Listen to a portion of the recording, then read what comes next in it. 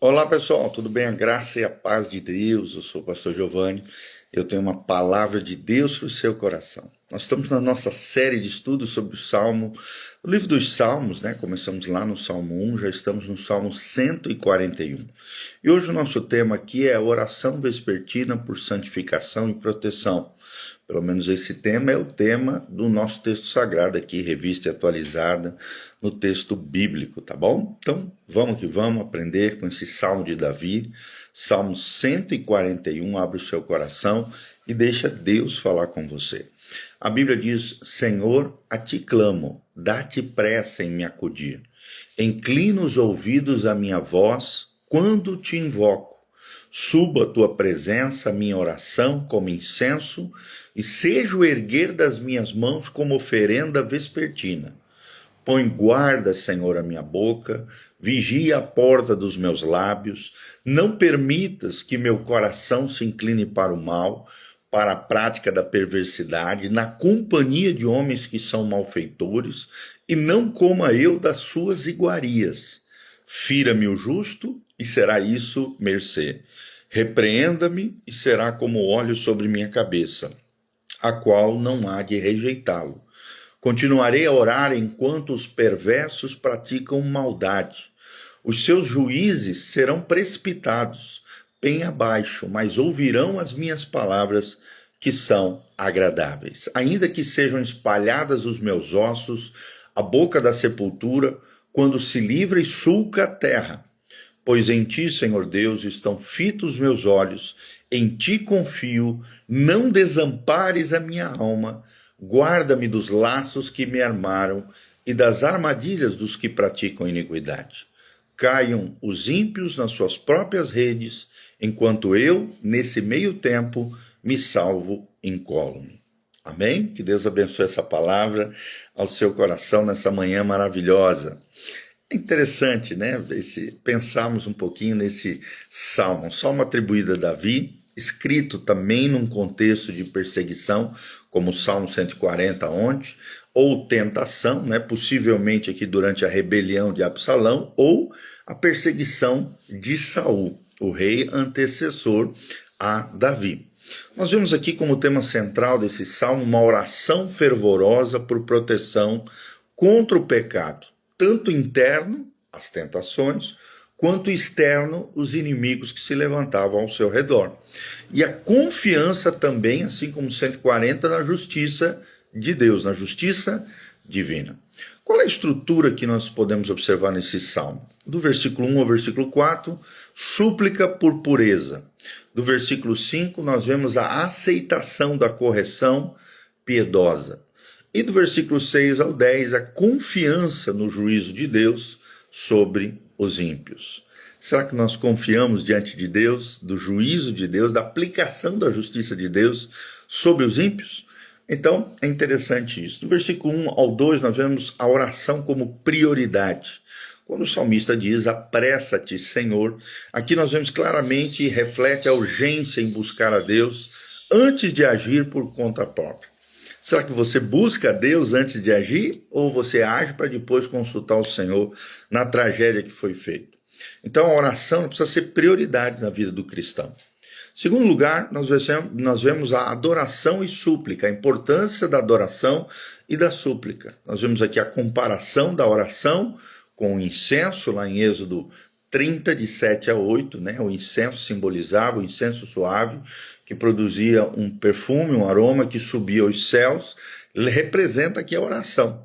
E o erguer das mãos, que também tem lá em 1 Timóteo 2,8, simbolizam a adoração e a total rendição e dependência ao Senhor.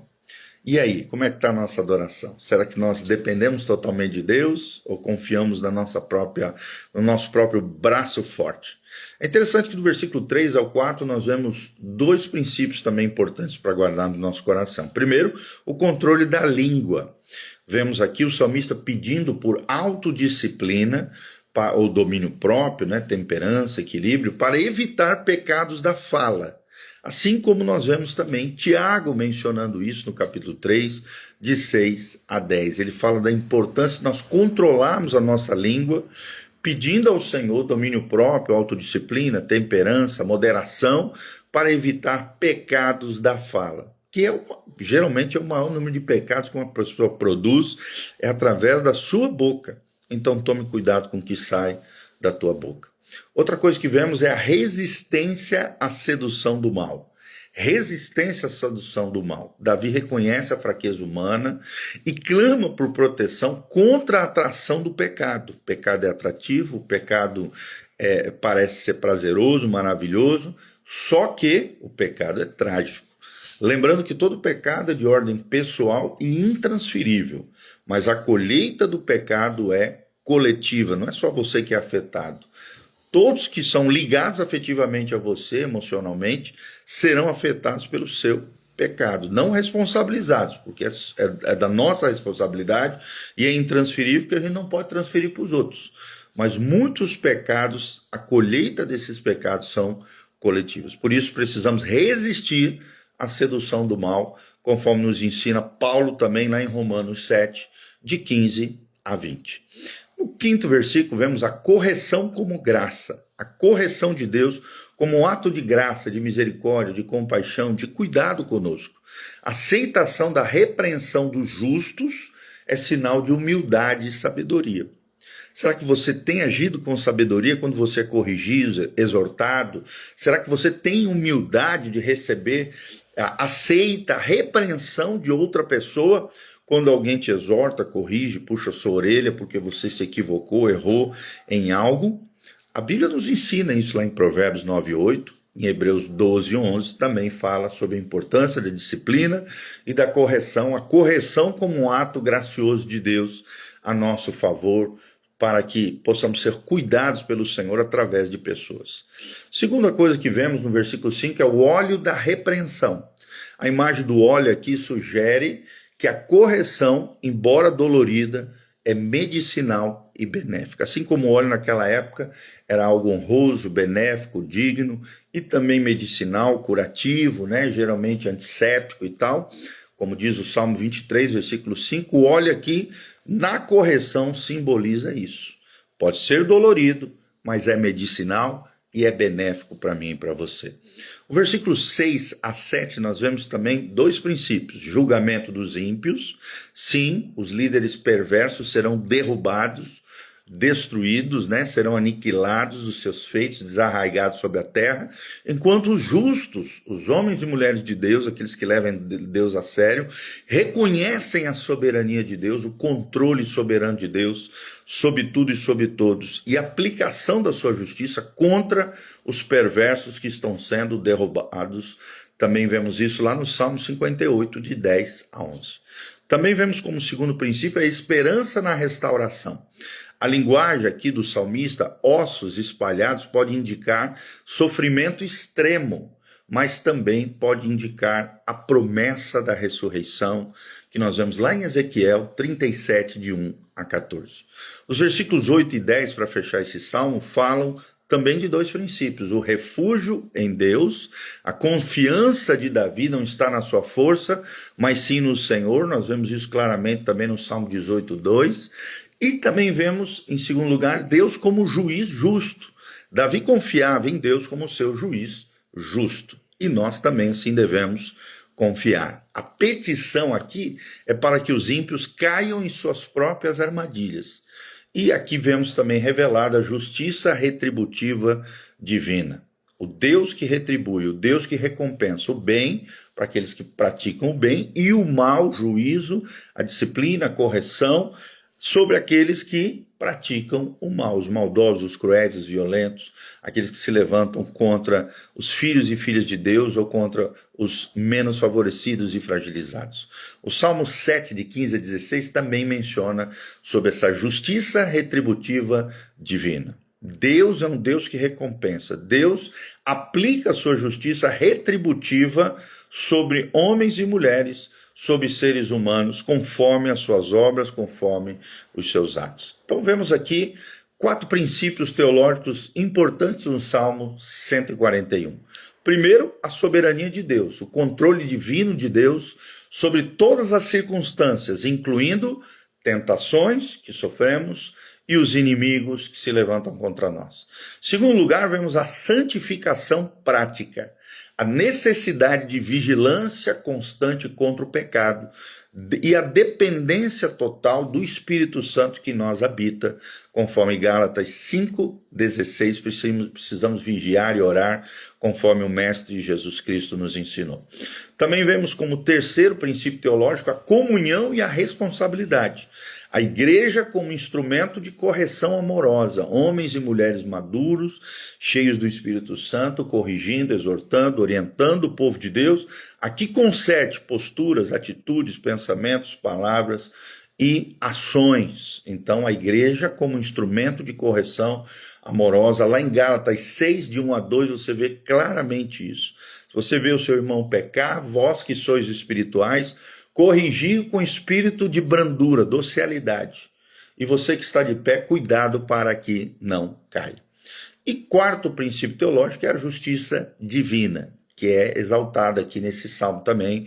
Deus não ignora o mal, mas age no seu tempo para aplicar a sua justiça, é o que vemos em Romanos 12, também 19. Quais são as conexões com o Novo Testamento que vemos no Salmo 141? Primeiro, Cristo como modelo. Jesus, em sua paixão, confiou no Pai e não retalhou. E assim também devemos ser como Jesus de Nazaré. Está descrito lá em 1 Pedro 2,23. Vemos também a oração no Espírito. A dependência de Deus para vencer tentações ecoa a vitória de Cristo sobre o pecado, conforme Hebreus 4, 15 a 16. E vemos também a disciplina da igreja, essa conexão com o Salmo 141. A correção fraternal é um mandamento neotestamentário. Vemos isso em Mateus 18, de 15 a 17. Então, como é que podemos aplicar isso no nosso dia a dia de forma prática?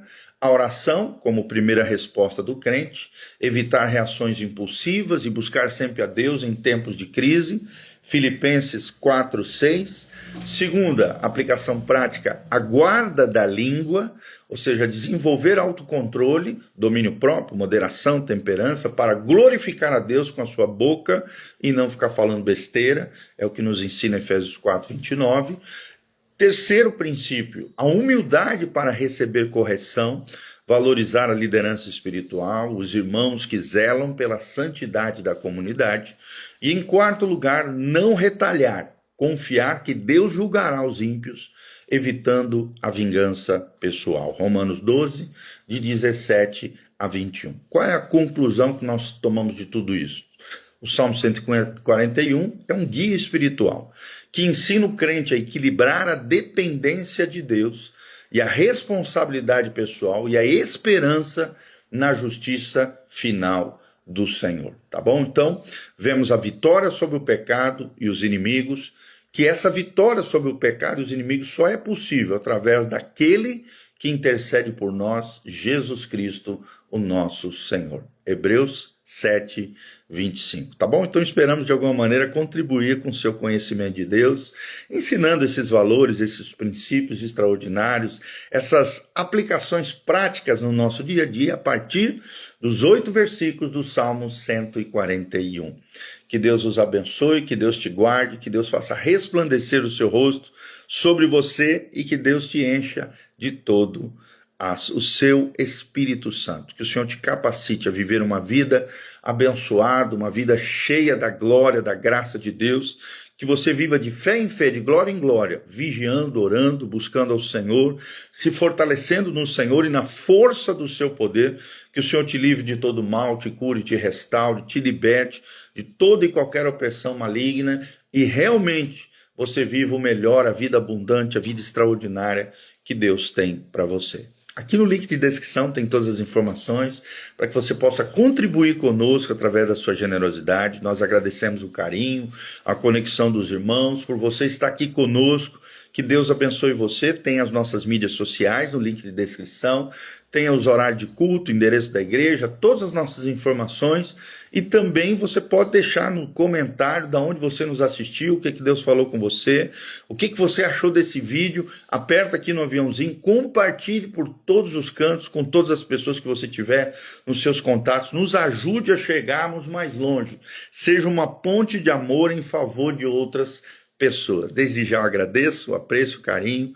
Vamos continuar firmes e fortes, estudando a Bíblia Sagrada, aprendendo com o Senhor Jesus a como viver uma vida que agrade o seu coração. Grande abração, beijão.